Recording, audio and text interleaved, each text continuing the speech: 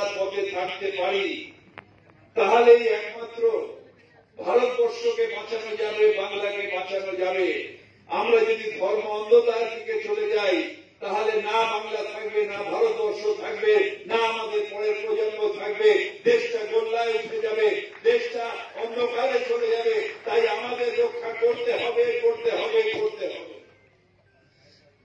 আমাদের একটা দায়িত্ব। একটা ইলেকশনে লড়ে আবু সাহেব খান জিতছে কি খলিলুর রহমান সাহেব জিতছেন, তার থেকে বড় দায়িত্ব হচ্ছে যে দেশটাকে এক রাখা। মুর্শিদাবাদ একটা সেন্সিটিভ জেলা, যে জেলায় অনেক ধর্মের মানুষ একসাথে থাকছে এবং বরাবর ভ্রাতৃত্বের সাথে রয়েছে। এইসব জায়গায় বিশেষ করে বর্ডার ডিস্ট্রিক্টগুলোতে তারা আগুন জ্বালানোর চেষ্টা করেছে।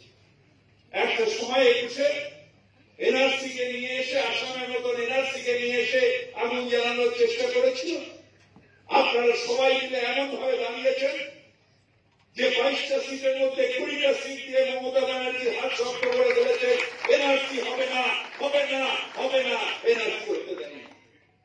ঠিক আজকে আমার ইলেকশনের সময় কিছু আমার মতুয়া ভাইকে ভুল বুঝিয়ে আবার কিছু ভেদাভেদের রাজনীতি করে আবার ধর্ম অন্ধতার সেই সিএ বিলটাকে নিয়ে এসে আবার ঠিক সেইভাবে আবার তাকে অন্ধকারে আবার ঢুকিয়ে দেওয়ার চেষ্টা করছে। বিলটা কি? সিএ বিলটা কি?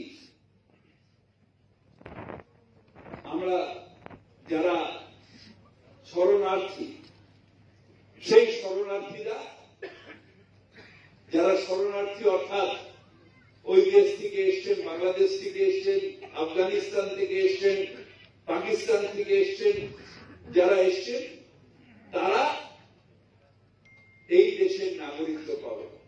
কবে এসছেন? তারা অনেকদিন আগে এসছেন। যারা এসছেন বিশেষ করে মতুয়া ভাইকে ওরা টার্গেট করছে। মতুয়া ভাইয়েরা কবে এসছেন? দেশ বিভাজনের সময় এসছেন। তো দেশ বিভাজনের সময় অনেক মানুষ এসছে, তাহলে তাদের উপরে সিএ কেন লাগু হবে? তারা কেন অ্যাপ্লিকেশন করবে? তারপর থেকে তাদের সমাজের মধ্যে দিয়ে অনেক এমপি হয়েছেন, অনেক এমএলএ হয়েছেন, অনেক তাদের সবার ভোটার লিস্টে নাম আছে। তাহলে নতুন করে আবার তাদের নাগরিকত্ব, যে নাগরিক তাকে আবার নতুন করে নাগরিকত্ব দেওয়া, এই যে লালিপপ খাওয়ানো, এইটা করার কারণ কি? এটা করার কারণ হচ্ছে বিভাজন। মনের মধ্যে যে বিভাজনটা আছে যে আমি ওই দেশ থেকে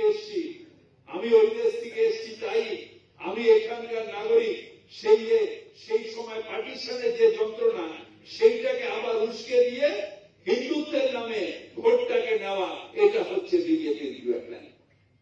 তাহলে তো কেউ স্বেচ্ছায় আসেন, অনেকে আছেন এরকম। ওই দেশের মেয়ে এখানে আমাদের এখানে বিয়ে হয়েছে, অনেকে আছেন। তাহলে তাদের কি হবে?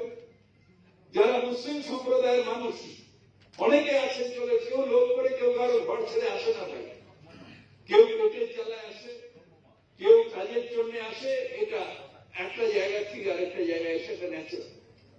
আমাদের এখান থেকে বহু মানুষ আছেন যারা গিয়ে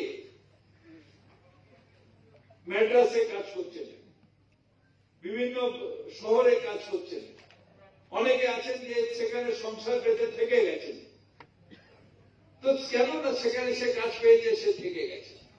এখান থেকে অনেকে আছেন যারা দুবাইয়ে গিয়ে থেকে গেছে, অনেকে আছেন যারা আমেরিকায় গিয়ে থেকে গেছে, অনেকে আছেন যারা গিয়ে লন্ডনে গিয়ে থেকে গেছে।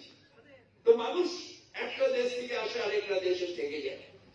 তাহলে এখানে নতুন করে সিএ নাম করে ধর্মীয় বিভাজন করে এই যে উস্কে দেওয়া, একটা চাগার দেওয়া, এবং তাতে কালকে যারা এসছেন তাদের আপনি সিএ করে বলেছেন যে অমুক অমুক অমুক তারা নাগরিকত্ব পাবে। কেন? যদি আফগানিস্তান থেকে তালিবানের ভয়ে তাদের অনেকে মেয়ে দিচ্ছে, আপনারা দেখেছেন প্লেনে করে কিভাবে মানুষ পালিয়ে যাচ্ছে। তাদের মধ্যে যদি কেউ চলে আসে প্রাণের ভয়, সে কেন তাদের সিএ পাবে না? শুধু সে মুসলমান বলে সিএ পাবে না, বা পাকিস্তান থেকে যেসব শেখ যারা ভয়ের চোটে চলে আসছেন, অন্য ধর্মের মানুষ হলেও, যদি মুসলিম ধর্মের মানুষ, হিন্দু ধর্মের মানুষ হলে আপনি বলছেন পাবে, পার্সি হলে পাবে, খ্রিস্টান হলে পাবে, তাহলে মুসলমান হলে পাবে না কেন? তার কারণ স্পষ্ট ভাবে এইভাবে তারা বিভাজনটাকে করছে, তারা হিন্দু মুসলমানকে লাগিয়ে দেওয়ার চেষ্টা করছে, এবং সেইটা করছে বলেই ভারতবর্ষ অন্ধকার এগিয়ে আসছে। একই দিনে 14 তারিখে পাকিস্তান ইন্ডিপেন্ডেন্স পেয়েছিল সকল জিন্না সাহেবের হাত ধরে, আর মহাত্মা গান্ধীর হাত ধরে আমরা 15ই আগস্ট আমরা স্বাধীনতা পেয়েছি। শুধু পাকিস্তান আজকে সব দিকে পেছিয়ে পড়া দেশ হলো কেন? কারণ ধর্ম অন্ধতার পথে চলে গেল, বিচ্ছেদের পথে চলে গেল, এত ধর্ম অন্ধতার পথে চলে গেল যে আজকে পাকিস্তান সব দিকে পিছিয়ে পড়া দেশ বিশ্বে। আর 5টা দেশের মধ্যে ভারতবর্ষ সব থেকে এগিয়ে যাওয়া দেশ। তার কারণ সাম্প্রদায়িক সম্প্রীতি রেখে ধর্ম অন্ধতা নয়, ধর্ম নিরপেক্ষতার মধ্যে ভারতবর্ষ গেছিল। তাই 5টা সব থেকে এগিয়ে পড়া দেশের মধ্যে অন্যতম হল ভারতবর্ষ। সেইটাকে নরেন্দ্র মোদী সরকার পিছিয়ে দেওয়ার চেষ্টা করছে।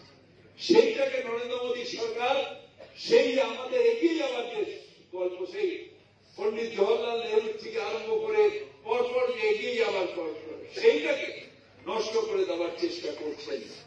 নিয়ে এসে নিজে ধর্ম অন্ধতার মধ্যে দিয়ে দেশটাকে গেল। তাদের লাভটা কি হবে? তাতে দেশটা পেছিয়ে যাচ্ছে। 2014 সালে গ্যাসের দাম কত ছিল? 400 টাকা। আজকে কত দাম? 1200 টাকা, 100 টাকা কমিয়েছে যে ভোটে ললিপপ দেবে। তেলের দাম কত ছিল? আজকে কত হয়েছে? জিনিসপত্রের দাম কত ছিল? আজকে কত হয়েছে? 2 কোটি বেকারের চাকরি প্রত্যেক বছর দেওয়ার ছিল, আর ভারতবর্ষ সব দিকে পিছিয়ে পড়া, আজকে বেকারত্বের সব থেকে বড় হাহাকার আজকে ভারতবর্ষ হয়েছে। কিছু ইন্ডাস্ট্রিয়ালিস্টকে তাদের সুযোগ সুবিধা দিয়ে বিরাট করে দিয়ে অর্থনীতি বিরাট হয় না। ভারতবর্ষের মানুষ পিছিয়ে আছে। ভারতবর্ষের চাষির আত্মহত্যার সংখ্যা সব থেকে বেশি। পিছিয়ে পড়া আজকে দেশগুলোর মধ্যে ভারতবর্ষ যে মানুষের রোজগারের সব থেকে পিছিয়ে গেছে।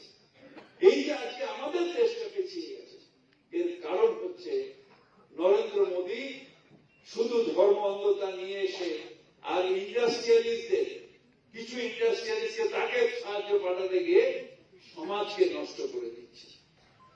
হ্যাঁ ঠিক, আমরা ইন্ডিয়া জোটে আছি, কিন্তু এইখানে যে প্রদেশ কংগ্রেসের সভাপতি অধীর চৌধুরী, তিনি ইন্ডিয়া জোটকে মানেন না। তিনি এখানে মুখ্যমন্ত্রী মমতা বন্দ্যোপাধ্যায়কে যে ভাষায় বিজেপি তারা এখানে আক্রমণ করে, ঠিক সেই ভাষায় আক্রমণ করে। এখানে আমি তো স্পষ্ট ভাষায় বলবো, যদি সত্যিকারের বিজেপির সত্যিকারের দালাল কেউ থাকে, তার নাম অধীর চৌধুরী। সে দালালি করছে বিজেপি, ওখানে রাহুল গান্ধীর সাথে ঘুরে বেড়াচ্ছে, আর এখানে এসে বিজেপির হাত শক্ত করছে।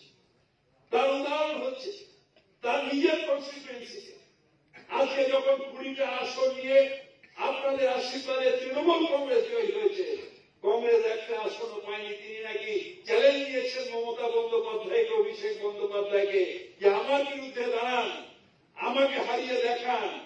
আর তুমি নিজে তোমার ওখান থেকে একটা এমএলএ বার করতে পারলে না, অর্থাৎ বিজেপিকে 2টো সিট ছেড়ে দিলে, বাদ বাকি জায়গায় তৃণমূলের সাথে পারলে না। যতটা দরকার ছিল সেই সিটটা ছেড়ে দিয়ে তুমি ওখানে বিজেপিকে ফিট করলে, যে আমার ইলেকশনটা দেখে নিও, আমি তোমাকে এমএলএ দিচ্ছি, তুমি আমাকে ছেড়ে দিও, বিজেপির সাথে অ্যাডজাস্টমেন্ট করলে। কেন? কেন? যদি এতই ক্ষমতা থাকে, যদি মমতা ব্যানার্জিকে আপনি চ্যালেঞ্জ করছেন এসে আমার বিরুদ্ধে দাঁড়িয়ে হারিয়ে দেখান, তাহলে একটা এমএলএও কেন বার করতে পারলেন না? তার মানে ডাল মে কুছ কালা হ্যায়। আর এটা মাইকে বলতে পারবো না, বিরোধী দলনেতা যা বলেন, আপনি আপনিও তো তাই বলেন।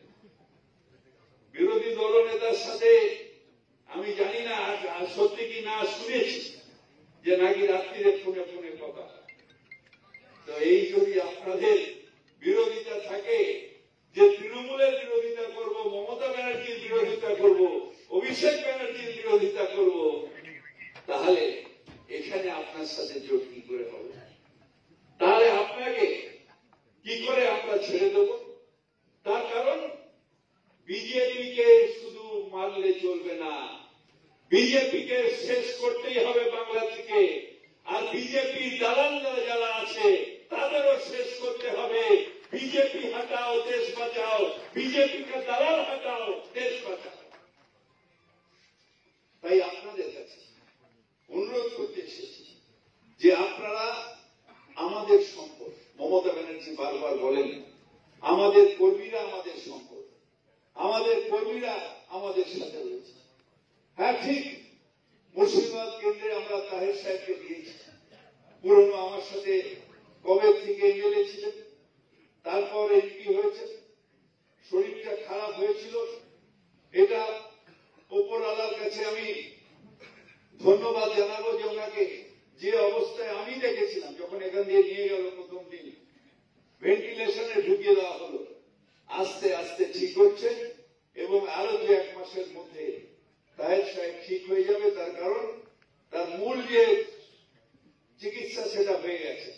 এখন ফিজিওথেরাপি কিছু কিছু করে দিলে তাহের সাহেব আর 2-1 মাসের মধ্যে এলাকায় এলাকায় দৌড়ে বেড়াবেন, এটা আমার বিশ্বাস। আছেন খলিলুর রহমান সাহেব, আপনাদের আশীর্বাদের সংসদে গেছেন। অত্যন্ত ভদ্রলোক, অত্যন্ত ভালো লোক, ভালো সংগঠক, সবাইকে নিয়ে চলেন। আমরা আশাবাদী যে মুর্শিদাবাদ আমাদের জঙ্গিপুরের মানুষ তারা খলিলুর সাহেবকেও বিশাল ভোটে জয়যুক্ত করবে। তৃতীয় ক্যান্ডিডেট বহরমপুরের আমরা নিশ্চিতভাবে একজন ক্রিকেটার, তাকে ভারত বিখ্যাত ক্রিকেটার, বাংলায় কেকেআরের জন্য খেলেছে, অভিষেক বন্দ্যোপাধ্যায়ের সাথে কথাবার্তা বলে তাকে দিয়েছেন মমতা বন্দ্যোপাধ্যায়। এবং আমি বিশ্বাস করি যে অধীর চৌধুরীকে হারাতে গেলে ইন্টারন্যাশনাল আমার অন্তত ন্যাশনাল অর্থাৎ ভারতের থেকে তাকে এক্সপোজ করতে হবে।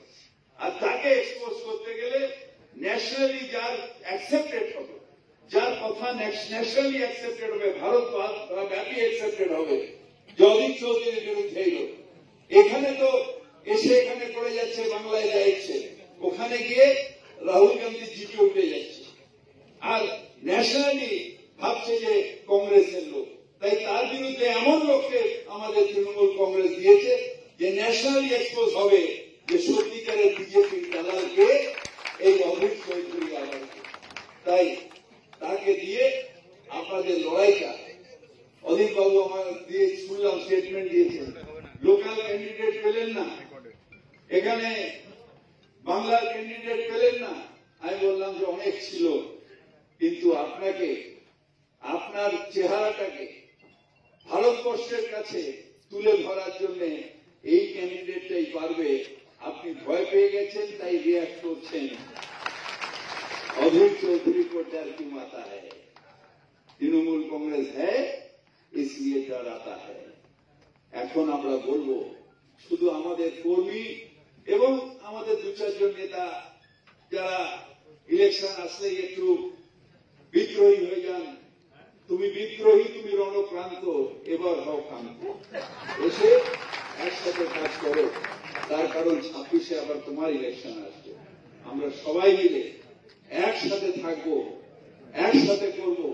আমাদের হয় একটু বিদ্রোহের কথা বললে টিভিতে বেশি ছবি হলো, একটু বড় বড় কথা বললে টিভিতে বেশি ছবি হলো, কিন্তু সংসারের মধ্যে তাদের নিশ্চিতভাবে একটা দায়িত্ব থাকে যে সংসারটাকে এক রাখা। আমি এমএলএ হয়ে গেলাম, আমি এমপি হয়ে গেলাম, আর যে কর্মীরা প্রাণ দিয়ে, তার জীবন দিয়ে লড়াই করলো তোমাকে এমএলএ করার জন্য, তোমাকে এমপি করার জন্য, সেই কর্মীদের সম্মানটা নষ্ট করছো কেন? সে তো তৃণমূল কংগ্রেসের কর্মী হিসেবে তোমার সাথে করেছে।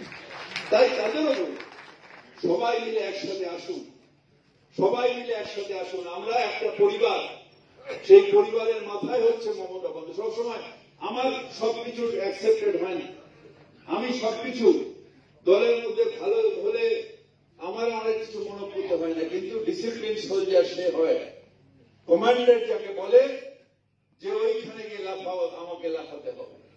কমান্ডার আমাকে বলছে যে এই ইলেকশনে ঝাঁপিয়ে পড়ো, তার কারণ আমাদের ধর্ম নিরপেক্ষতা, আমাদের বাংলার অস্তিত্ব নষ্ট করে দেয় যদি বিজেপি আসে। যেটা অভিষেক বারবার করে দেবে।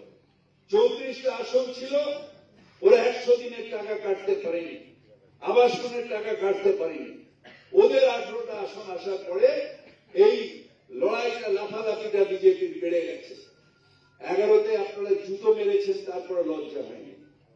কিন্তু আমাদের আবার দেখিয়ে দিতে হবে যে বাংলায় তৃণমূল কংগ্রেস এবং মমতা ব্যানার্জি ছিল, মমতা ব্যানার্জি আছে, মমতা বন্দ্যোপাধ্যায় থাকবে। তাই একটা অধীর চৌধুরী গিয়ে লাফালাফি করে কিছু যায় আসে না।